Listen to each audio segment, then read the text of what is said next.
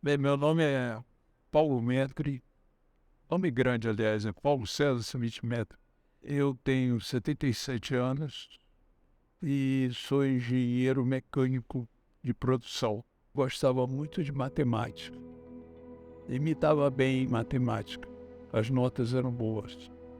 E eu via também de meu pai o orgulho com que ele falava do meu irmão para os amigos dele. Dizia: o meu filho mais velho está fazendo engenharia. E houve uma certa. Eu não precisei ir para analista, mas existia uma certa influência do pai aí.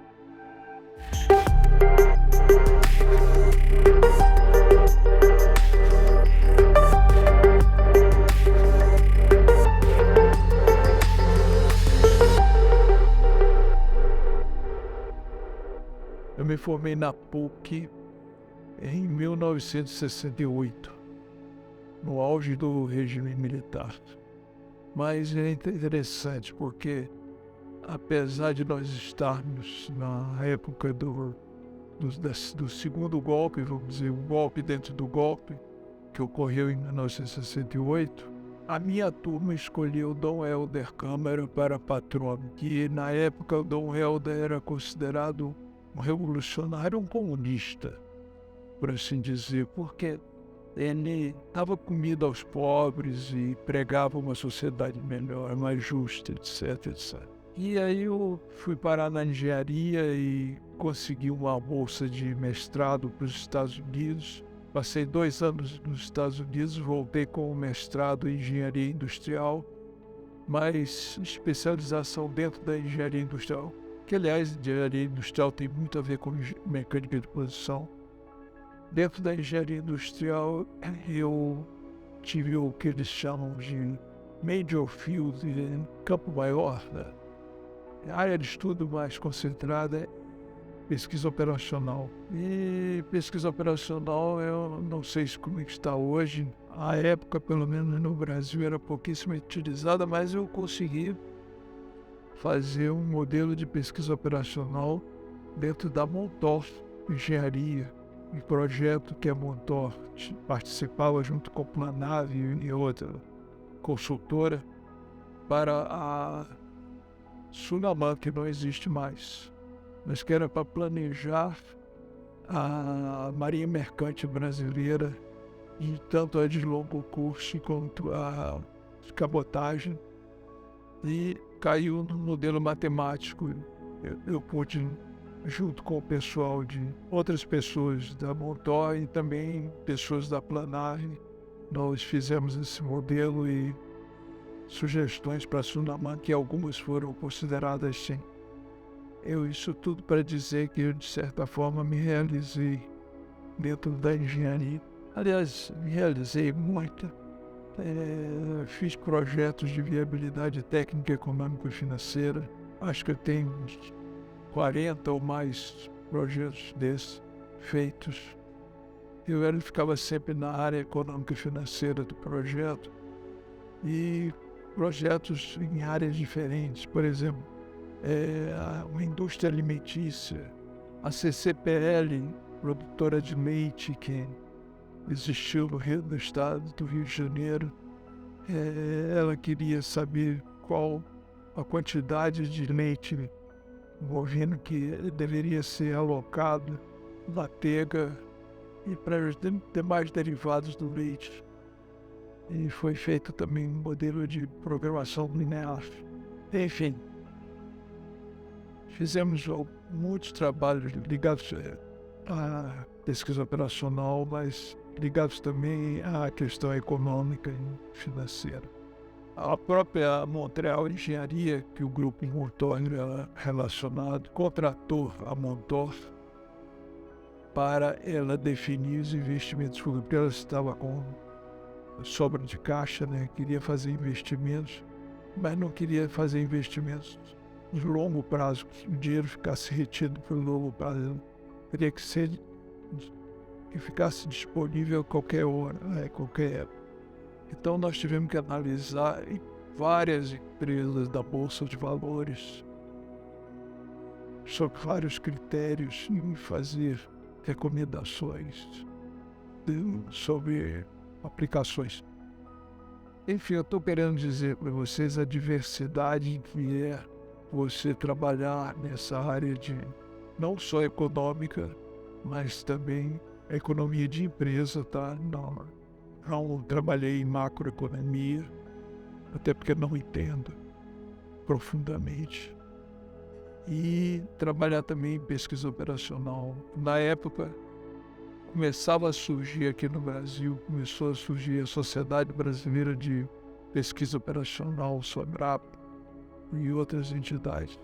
Mas com o passar do tempo e graças ao clube, eu comecei a participar de reuniões sobre energia de uma forma geral, sobre engenharia industrial também continuei, sobre pesquisa e desenvolvimento, que passei um período na FINEP, fui exposto à área de pesquisa e desenvolvimento, mas a área de energia também me encantou e eu tinha vários colegas que eu absorvia conhecimentos deles e também na época lia.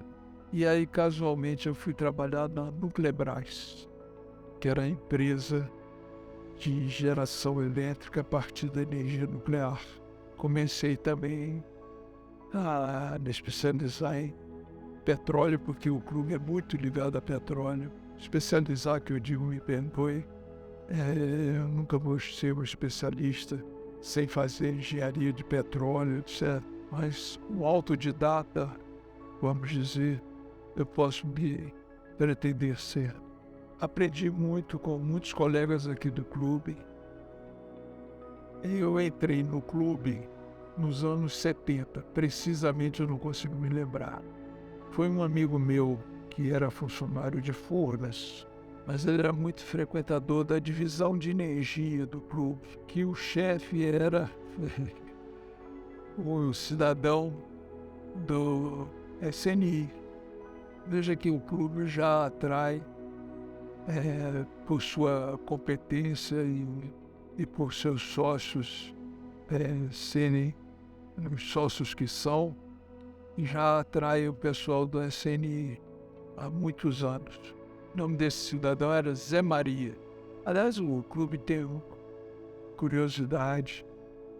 Eu não digo que é curiosidade, mas é uma displicência. Eu passei uns 2, 3 anos frequentando o clube, frequentando essa divisão e não era sócio, nunca fui questionado. Cadê sua carteirinha? Sempre foi um clube muito aberto, extremamente aberto para quem vier contribuir com ideias, debates, está sempre pronto para acolher. Mas essa foi a época que eu entrei. E depois disso eu fui ou secretário, ou vice-chefe, ou chefe. Diz que quem tem chefe é índio, né? Mas os executores de cada divisão técnica são chefes. De quais DTEs? DTEs é de Divisão Técnica Especializada.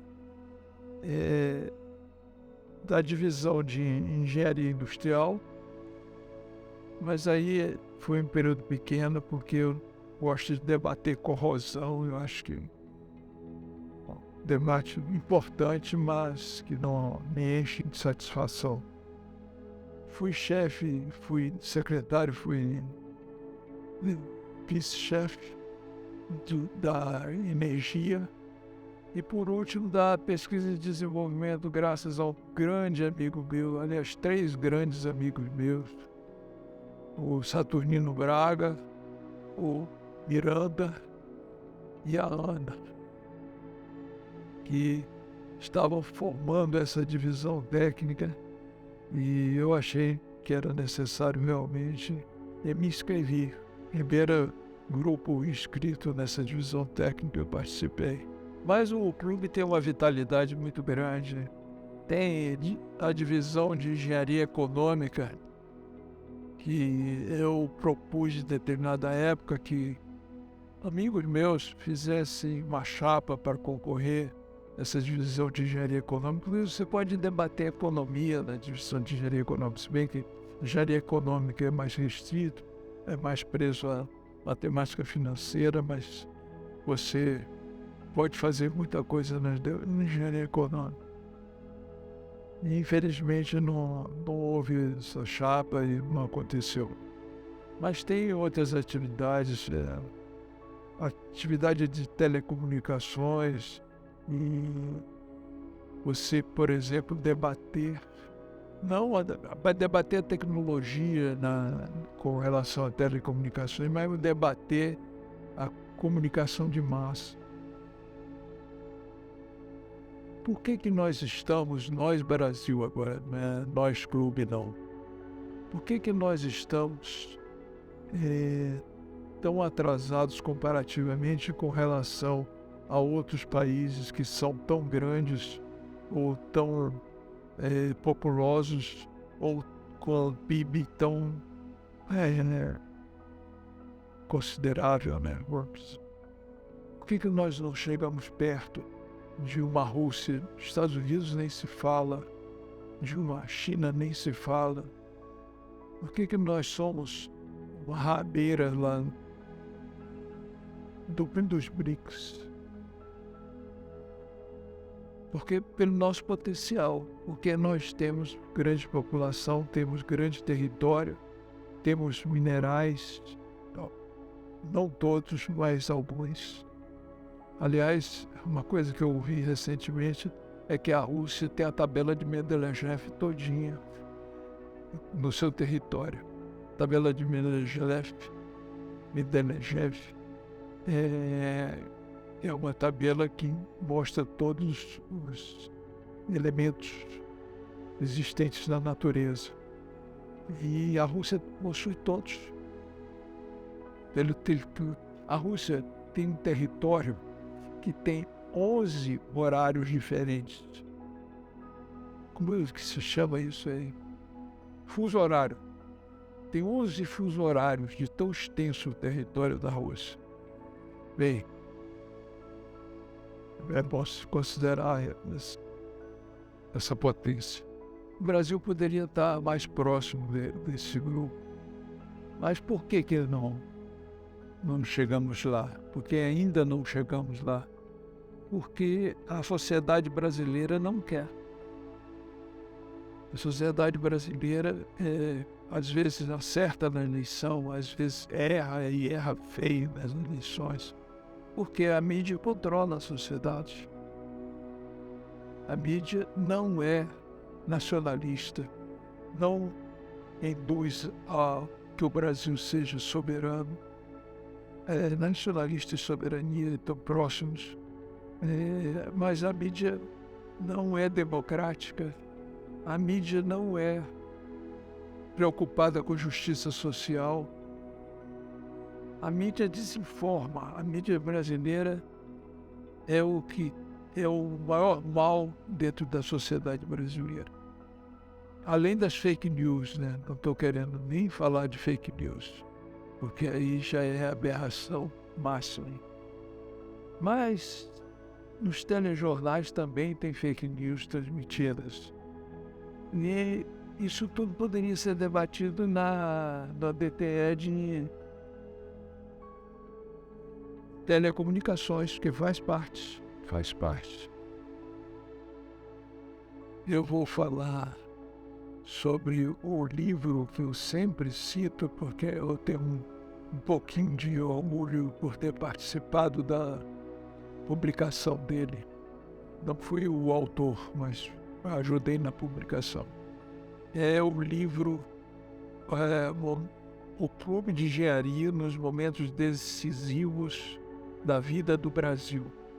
Esse livro cobre um período que não é tão recente quanto de 70 para cá. Pelo contrário, é da sua origem, 1880, até os anos, eu acho que vai até Juscelino, eu acho, esse anos 50, mais ou menos. Teve uma participação maravilhosa nesses anos primeiros. O clube apoiou o movimento Petróleo é Nosso, o clube apoiou o voto para as mulheres e para eu não sei se eram analfabetos, mas o clube apoiou a entrada do Brasil na Segunda Guerra Mundial do lado do combatendo o nazismo, o fascismo. Bem, comprem esse livro se ele ainda estiver à venda e leiam porque vale a pena. Nos anos 70 para frente, isso aqui foi um burburinho de debates. Eu participei de muitos desses debates. Do petróleo, por exemplo, eu debati aqui. E do petróleo, nessa época, eu estava engajado em grupos, né, que iam a Brasília e faziam palestras e etc.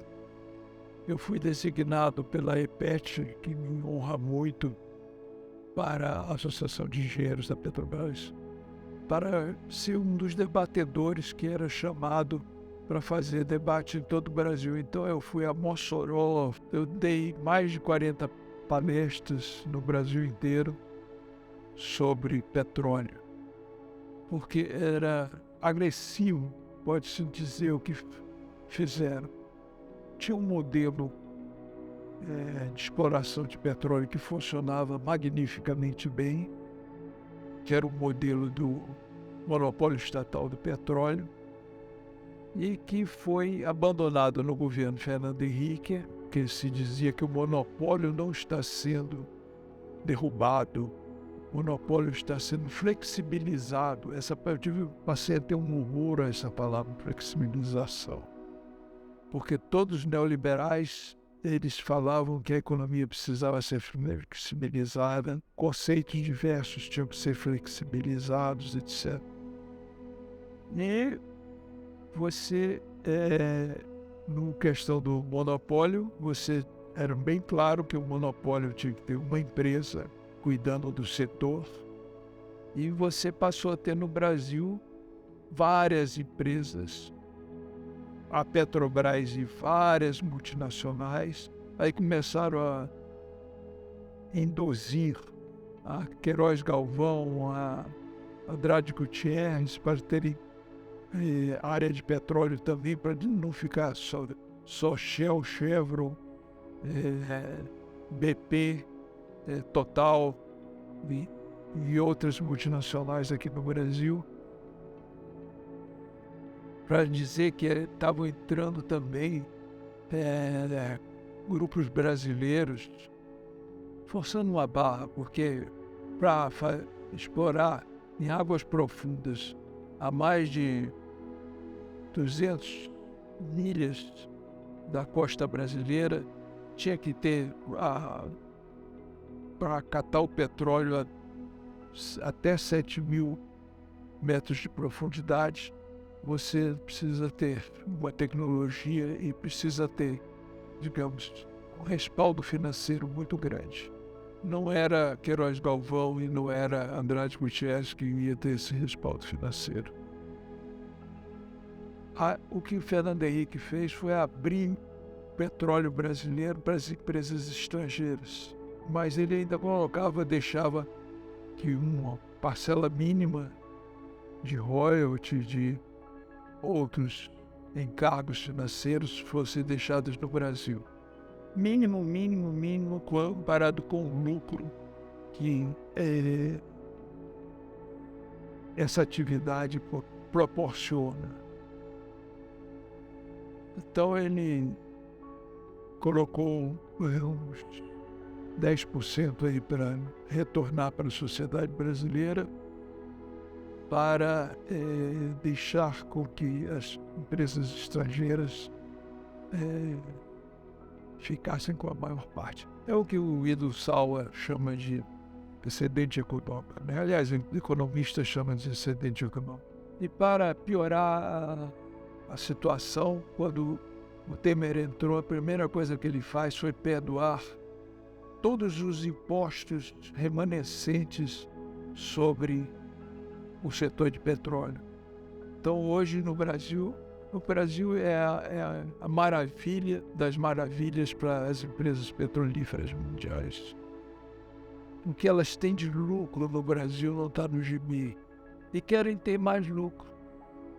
E, no momento, fala-se em recompor, de certa forma, o preço de paridade internacional, parcela do lucro, parcela do excedente econômico para a sociedade brasileira. Inclusive, nos primeiros anos da Petrobras, Petrobras investiu muito em dutos, novos campos, refinarias e construiu um parque industrial do setor de petróleo muito grande. Tinha 16 refinarias, tinha dutos. Aí falam, mas isso é prejudicial para a sociedade brasileira porque ela está atuando em monopólio, na situação de monopólio. Monopólio é o pior dos mundos. Essas eram argumentações que existiam na época. O monopólio é o pior do mundo, mas o monopólio privado. Porque o monopólio privado vai querer o máximo lucro e o mínimo benefício da sociedade. Nessa situação, o monopólio vai deixar a sociedade em prejuízo. Mas um monopólio estatal pode ser benéfico para a sociedade. Mas, mais uma vez, a comunicação de massa funciona, porque não explica que os monopólios podem ser diferentes. Você tem nos Correios um monopólio estatal que coloca cartas ou encomendas em qualquer ponto do rincão brasileiro. Pode ser lá no interior do Amazonas, uma daquelas casas em cima de palafitas, você vai ter o agente do correio indo lá entregar uma encomenda. O que faz uma empresa de aviação quando ela é vendida?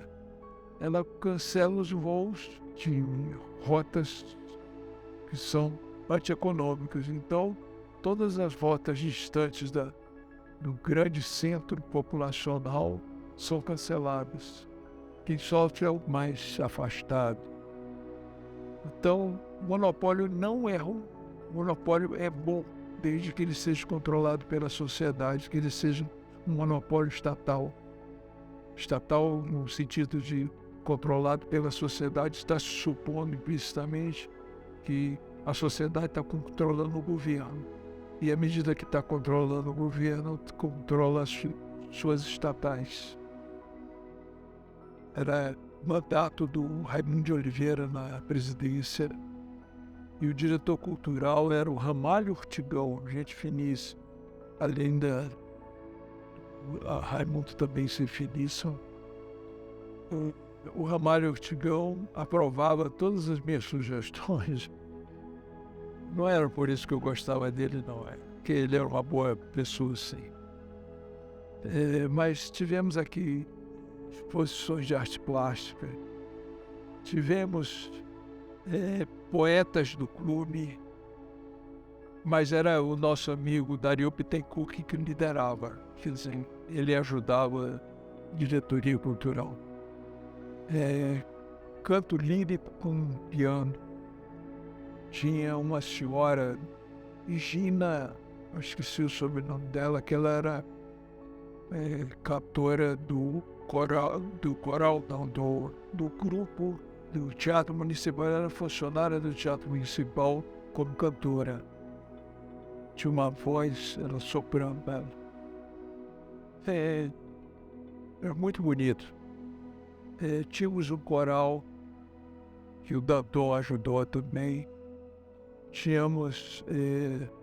Trouxemos a orquestra de fuzileiros navais para dentro do clube. Isso foi maluquice, que era um grupo grande. Os membros da Orquestra Sinfônica não, a Orquestra dos Fuzileiros Navais. Essa orquestra devia ter sei lá quantos componentes, mas era um número grande. Quase todo o 24º ficou ocupado com os membros da orquestra. Palestra do professor Zé Luiz Fiore sobre geopolítica, muito interessante, e outras palestras também. Uma coisa que teve um sucesso imenso foi o debate sobre filmes. Nós projetávamos o filme, porque alguém poderia não ter visto o filme, com videocassete ou DVD, e depois tinha uma mesa de debate de cada filme. Então nós trouxemos uma professora da UFRJ, que ela era comunista, e trouxemos um membro do conselho diretor, que era declaradamente socialista, né? Não comunista, socialista. E houve um debate profundo entre os dois, suscitando perguntas e a plateia gostando muito. Tivemos também outros filmes que foram debatidos. Tivemos o filme Bye Bye Brasil, que o professor de nível médio, eu acho que do Pedro II, espalhou para todas as turmas dele o que era fascismo, iria ser mostrado no filme do Clube de Engenharia gratuitamente. E eu sei que encheu de garoto aí, mas encheu de garoto. Aliás, podia se repetir isso para começar a ver uma disseminação do que é o fascismo. Né? Mas ligado a esse assunto, teve a lista de Schindler, que o nosso colega, você bem mais jovem do que eu, você não deve se lembrar do Davi Lerner. Em determinada hora, ele estava se debatendo lista de Schindler, ele arregaça a manga do paletó e da camisa e mostra os números que os fascistas deram para ele, os nazistas deram para ele, tatuado na pele dele. Ele foi tatuado quando garoto ainda. Foi emocionante, né? Teve mais debates. Teve um debate que é meio lúdico, que foi sobre Dom Juan de Marco. Não sei se vocês assistiram, mas Dom Juan de Marco, ele era conquistador e tinha várias esposas, etc. E aí o debate, nós trouxemos um psicanalista, o debate foi sobre o que é mais importante, a paixão ou o amor. Bem, mas assistam o filme e venham debater no clube, eu não vou antecipar nada. Nós pedimos ter a reedição desses debates. Bem, teve ações, eu gostava de fazer ações no clube. Eu tinha que ser ativo. A minha situação é normal. Eu fico em pé quando eu estou ativo, quando eu não estou ativo eu caio. Então, eu participei, indicado pelo clube, eu participei do grupo que na época funcionava lá na UIBASE, no Betinho. O Betinho era o coordenador e o Betinho estava lançando o Natal Sem Fome, que foi o embrião do Fome Zero. Então nós vimos nascer o embrião do Fome Zero. Interessante que eu fui indicado também para grupo que era Fórum de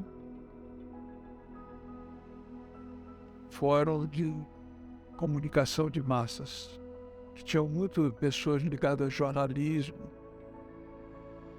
tinha outras pessoas também.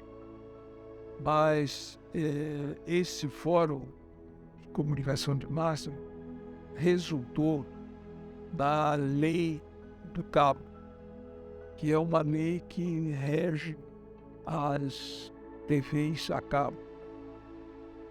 E nessa foi introduzido, graças à nossa pressão, nós batalhávamos, tínhamos também algumas TVs comunitárias que estavam do nosso lado. Nós conseguimos colocar na lei do cabo que as empresas que iriam ganhar licitações para operar canais a cabo, elas eram obrigadas a disponibilizar para a sociedade sinal para um canal gratuitamente, que seria TV comunitária local. Então, aí nasceu a TV comunitária do Rio de Janeiro, que a NET é obrigada a disponibilizar um canal para a TV comunitária do Rio de Janeiro sem cobrar nada, graças a essa lei, que foi consequência desse grupo de trabalho que eu participei. Mas interessante é que o capital ele sempre está trabalhando para ter domínio dos fatos, né? E controle das mentes, principalmente controle das mentes. E o capital se juntou e formou a possibilidade de, porque a TV comunitária tem que ser grupos sem visar lucro. O Clube de Engenharia pode ser uma entidade que participaria da formação da TV comunitária do Rio de Janeiro. Aliás, participou. Por quê? Porque o Clube de Engenharia não visa lucro. Os sócios pagam, mas pagam para cobrir os custos do Clube de Engenharia. Aí tiveram a inventividade de dizer que os condomínios não visavam lucro. Realmente o condomínio não visa lucro.